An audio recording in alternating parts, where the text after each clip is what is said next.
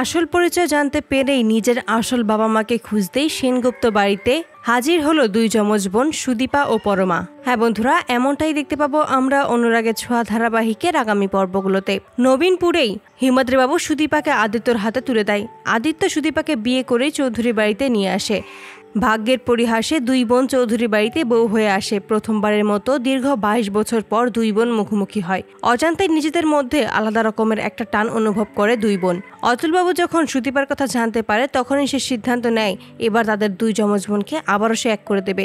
ওদের দুই বোনকে আর এভাবে আলাদা থাকতে দেবে না। তারা যেহেতু এক বাড়িতেই বউ হয়ে এসেছে, তাহলে এখন তার উচিত হবে সকল সত্যিটা দুই বোনকে জানিয়ে দেওয়া। তাই দুই যমজ বোনকেই অতুলবাবু তার সামনে এনে দাঁড় করায় এবং তাদেরকে জানিয়ে দেয় তারা খুব ভয়ঙ্কর ভূমিকম্পর কবল থেকে তাদেরকে রক্ষা করেছিল।